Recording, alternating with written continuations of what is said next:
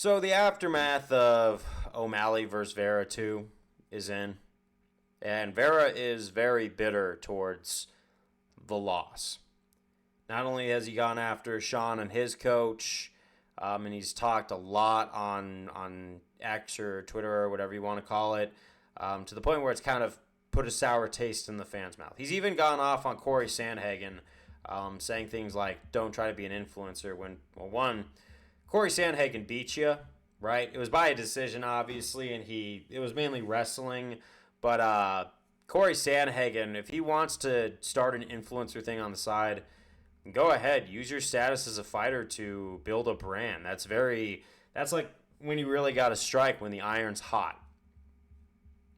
And Corey's doing something with it. And I'm going to be honest, I like Corey Sandhagen's social media game. Some of the sketches he's done are pretty funny on TikTok.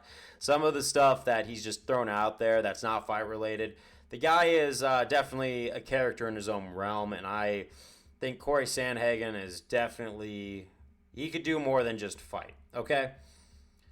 And Chito, though, I feel like he's not appreciating the fighter he's become of his caliber, because he has become a top dude in the UFC, and he's beaten a lot of dudes who we did not see coming. Rob Font was that dude. Remember, he was a silent guy who was having a bit of a resurgence, and Chito Vera kind of shut that one down. I feel like Chito Vera could probably take on Petr Yan if he wanted to. I'd like to see that fight go down. That fight would definitely be next up on the bantamweight. If you want to use a UFC 309 card and you want to throw Yan to somebody, Yan versus Vera would be a really compelling matchup for the fans. And if Vera were to work on some technical issues, he'd be tough and technical, because a lot of Vera's strength comes from just his willingness to take punishment. Sean dished out that knee in that second fight that would have put anyone else out. That's still scary. Even though Vera lost that fight on the cards, they say he never lost. He just ran out of time, right?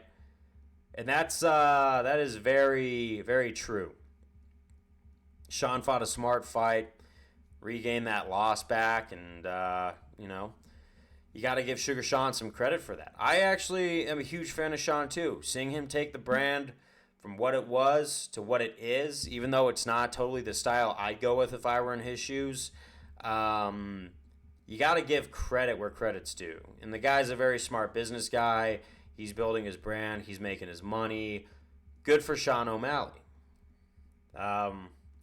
But what you see with Marlon Vera, and what this kind of stuff reminds me of, where he's just firing off at everybody and kind of lashing out, not appreciating that he even got a title shot to begin with, like he was really that good, which he is a really great fighter.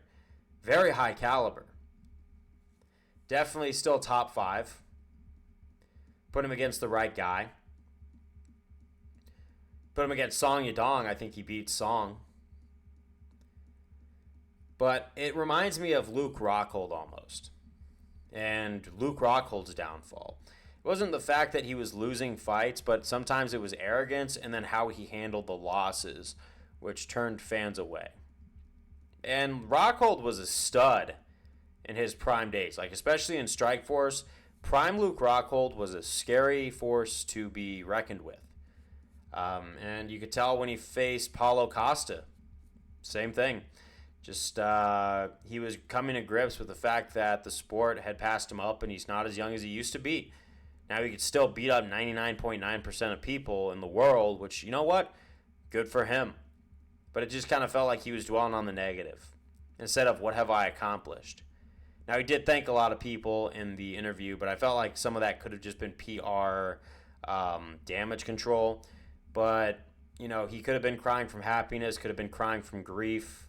But when I see definitely what Vera's doing right now, it just kind of shows that he's dwelling a little bit on the negative. And if Vera ever, by the off chance, watches this video, you have a ton to be thankful for, and I hope you see that one day, brother.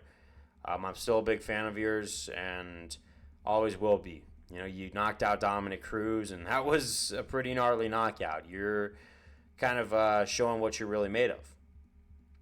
But I just hope you kind of see that and maybe put the hatchet away and not lash out at everybody and not put so much value on the UFC belt, because you still have a valuable career, and you could still have a great name and brand attached to you. And this kind of public stunt could possibly put a damper on that a little bit. It's not going to totally destroy it. Every fan's going to have supreme loyalists. Every fighter's going to have supreme loyalist fans. But I think we should just take a moment to acknowledge that even if you're a pro fighter, you're still human. You're still capable of petty feelings. You're still capable of grief in certain aspects. And you know what? Maybe you'll see that one day, and I hope you do. That we're all human, whether you're a pro fighter in the UFC or not. We've all seen crazy behavior come from certain pro athletes in the past. And also take it from John Jones. That guy's a heavily flawed man. Definitely. And he puts it out there in the open. Just turns out he's the best fighter to ever do it. These guys are the best fighters. Maybe not the best human beings. But also, in that sport, not being the best human being helps you out a lot. Just a realistic stance to have. But, yeah, that's what I got to say. And I hope maybe the season changes to summer very soon, if you know what I'm talking about, with Chito. And he bounces back in a more positive way than just spitting out hate towards everybody. But I'll see you on the next one. Peace out.